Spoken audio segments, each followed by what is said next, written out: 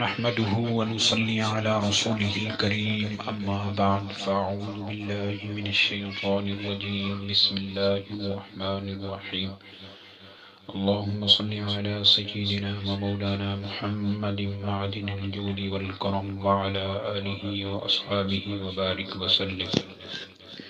معزز سامعین کرام، آج ہم آپ کے سامنے فراق کا ذکر کریں گے۔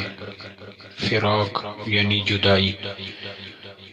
حضرت یوسف علیہ السلام اور حضرت یعقوب علیہ السلام کے فراق کے بارے میں آج ہم آپ کو آگاہ کریں گے۔ اخلاق حسنہ انسان کا زیور ہے، اس سے ہر مومن کو آراستہ و پیراستہ ہونا چاہیے۔ قرآن کریم نے عمدہ اخلاق کی جو تعلیم ارشاد فرمائی ہے وہ اپنی مثال آپ ہے۔ کیوں نہ ہو، یہ قرآن ہمارے آقا و مولا کے اخلاق عالیہ کا مظہر ہے۔ سیدنا یوسف علیہ السلام کی مقدس سیرت بھی اس بلند کردار کا اخلاق ہی کا تو ایک باب ہے۔ بھائیوں کے ناروا سلوک پر صبر کرنا اور پھر صاحب اقتدار ہوتے ہوئے انہیں معاف کر دینا کتنی بڑی عالی ظرفی ہے۔ اللہ تعالیٰ نے فرمایا لَقَدْ كَانَ فِي يُوسُفَ وَإِخْوَتِهِ آيَاتٌ لِلسَّائِلِينَ۔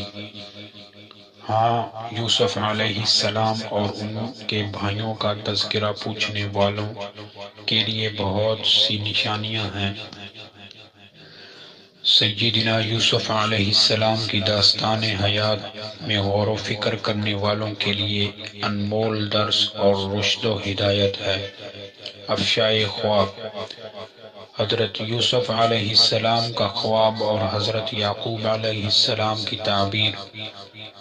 حضرت یوسف علیہ السلام کی سوتیلی والدہ نے سن لی، جن کا نام ولیہ تھا۔ اس نے یہ خواب برادران یوسف کو سنا دیا۔ جناب سیدنا یوسف علیہ السلام کے خواب اور اس کی تعبیر کو سن کر برادران یوسف علیہ السلام آپے سے باہر ہو گئے۔ چنانچہ سیدنا ابن عباس رضی اللہ تعالیٰ عنہ فرماتے ہیں، برادران یوسف روئیل کے گھر اکٹھے ہوئے اور مشورہ کرنے لگے یوسف علیہ السلام کے لیے کیا تدبیر اختیار کی جائے۔ سامعین کرام، آپ سن چکے ہیں کہ سیدنا یعقوب علیہ السلام کی گفتگو ام شمعون نے سن لی۔ چنانچہ اس وقت یوسف علیہ السلام کا خواب اور تعبیر برادران یوسف سے بیان کر دی۔ حضرت یعقوب علیہ السلام کے 12 بیٹے تھے، جن میں سب سے چھوٹے حضرت بنیامین سیدنا یوسف علیہ السلام کے حقیقی بھائی تھے۔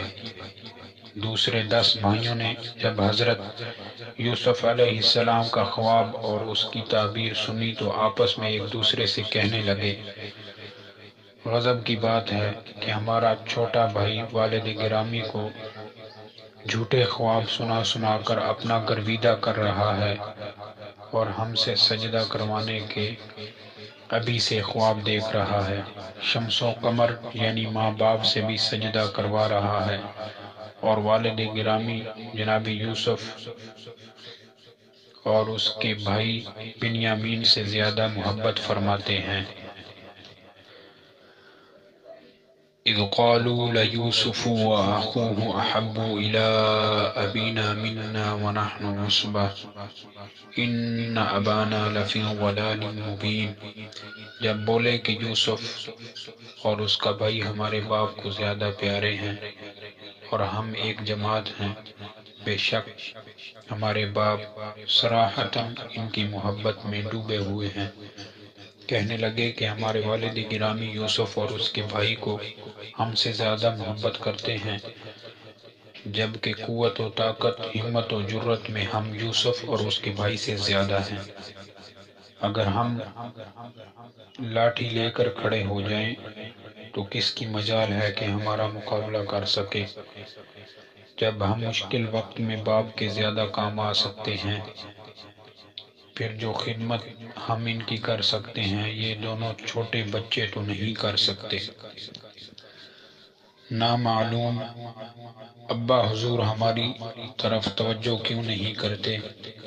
وہ ہم سے انصاف نہیں فرماتے؟ یہ شیطانی وسوسہ تھا جو شیطان نے ان کے دلوں میں ڈال دیا۔ حالانکہ یہ ایک فطری عمل ہے، ماں باپ کو اپنی ساری اولاد پیاری ہوتی ہے، مگر چھوٹے بچے سے والدین کو زیادہ پیار ہوتا ہے۔ بڑے بچوں سے بھی محبت ہوتی ہے، مگر ان سے محبت کا انداز بچوں کی محبت سے کچھ مختلف ہوتا ہے۔ مثلا چھوٹے بچے کے رخسار والدین چوم لیتے ہیں، اسے گود میں بٹھا لیتے ہیں، جبکہ بڑے بچے سے محبت کرنے کا انداز یہ نہیں ہوتا۔ بنیامین اور جناب سیدنا یوسف علیہ السلام عمر میں چھوٹے بچے تھے، اور ان کی والدہ ماجدہ کا بھی انتقال ہو چکا تھا۔ اس لیے اگر باپ ان یتیم بچوں سے محبت نہ کرتا تو پھر انہیں کون پیار کرتا؟ دوسری بات یہ تھی کہ حضرت یعقوب علیہ السلام نبی تھے، نگاہ بصیرت سے دیکھ رہے تھے کہ یوسف میرا جانشین بنے گا۔ جو وراثت یعنی نبوت و حکمت باپ دادا سے یعقوب علیہ السلام کے حصے میں آئی تھی، وہ آگے چل کر یوسف علیہ السلام کے حصے میں آئے گی۔ یہ ایک فطری بات ہے۔